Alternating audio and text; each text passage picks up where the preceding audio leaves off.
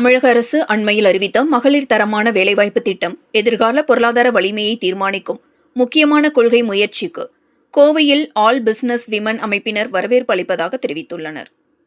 பெண்களுக்கான வேலைவாய்ப்பை அதிகரிக்கும் வகையில் அண்மையில் தமிழக அரசு மகளிர் தரமான வேலைவாய்ப்பு திட்டத்தை அறிவித்துள்ளது. இந்நிலையில் இது தொடர்பாக கோவையில் செயல்பட்டு வரும் அனைத்து பிசினஸ் மகளிர் சங்க அமைப்பினர் செய்தியாளர்களை சந்தித்த அமைப்பின் நிறுவனர் ராதா பெல்லன் மற்றும் தலைவர் இந்திரா ஆகியோர் கூறியதாவது: தமிழக அரசு அறிவித்துள்ள இத்திட்டம் பெண்களின் திறன் மேம்பாடு, பாதுகாப்பான பணிச்சூழல் மற்றும் தொழில் முனைவோருக்கான நிதி உதவிகளை உறுதி செய்யும் வகையில் இருப்பதாகவும் இந்த திட்டத்தை வரவேற்பதாகவும் தெரிவித்தனர்.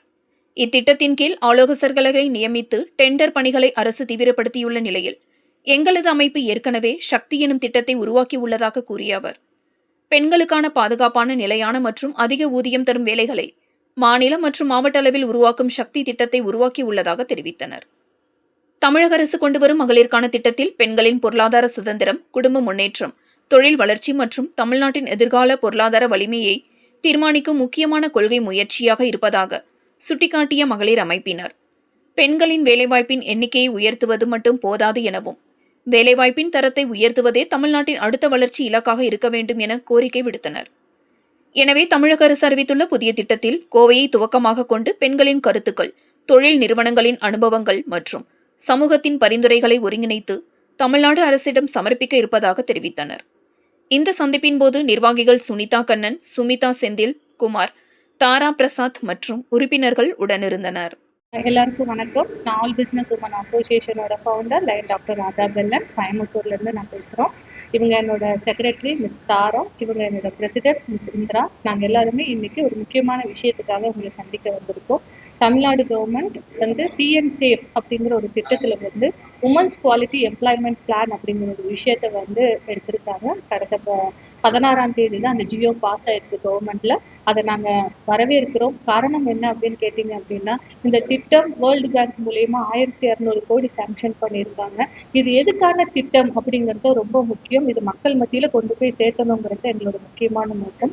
பெண்கள் ஏன் வேலைக்கு போறது இல்லை, பெண்கள் வேலைக்கு போனால் என்னென்ன பிரச்சனைகளை ஃபேஸ் பண்றாங்க, என்னென்ன இஷ்யூஸ் இருக்கு, அவங்களை எந்த அளவுக்கு வேலை வாய்ப்புக்குள்ள கொண்டு வர முடியும் அப்படிங்கிறதுக்காக இந்த திட்டத்தையே ஆரம்பிச்சிருக்காங்க. இந்த திட்டத்தில் என்னென்னலாம் கொடுத்துருக்காங்க அப்படின்னு பார்த்தீங்கன்னா, ஒவ்வொரு மாவட்டத்துக்குமே வந்து இன்குபேஷன்ஸ் கொடுத்துருக்காங்க, ஸ்கில் டெவலப்மெண்ட் ட்ரைனிங் சென்டர்ஸ் கொடுத்துருக்காங்க. அதே போல வந்து பெண்களுக்கு வந்து போக்குவரத்து இலவசமாக கொடுக்கறதுக்கு பேச்சுவார்த்தைகள் போயிட்டு இருக்கு. அதே போல குழந்தைகளை பராமரிக்கக்கூடிய சென்டரும் அவங்க ஆரம்பிச்சிருக்காங்க. ஸோ இந்த மாதிரி ஒரு இயக்கமா இருக்கக்கூடிய இண்டஸ்ட்ரீஸோட பெண்களை அதிக அளவு வேலை வாய்ப்புக்கு கூப்பிடணும் அப்படிங்கிறது தான் தமிழ்நாட்டு கவர்மெண்டோட ஒரு முக்கியமான நோக்கமா இருக்கு.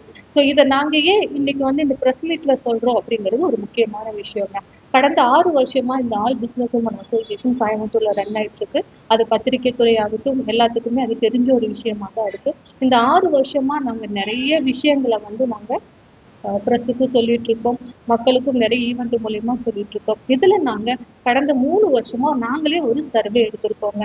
அதாவது பெண்களால என்னென்ன இஷ்யூ ஃபேஸ் பண்ணிட்டு இருக்காங்க, பிசினஸ்லயும் சரி வேலை வாய்ப்புலயும் சரின்னு சொல்லி நாங்க பர்சனலா ஒரு சர்வே எடுத்து வச்சிருக்கோம். அந்த சர்வேக்கு பேர் வந்து ப்ராஜெக்ட் சக்தி அப்படிங்கிற பேர்ல வந்து 2026ன்ற விஷயத்துல காபி வித் கலெக்டர் அன்னைக்கு நாங்க லான்ச் பண்ணலாம்னு வச்சிருந்தோம்.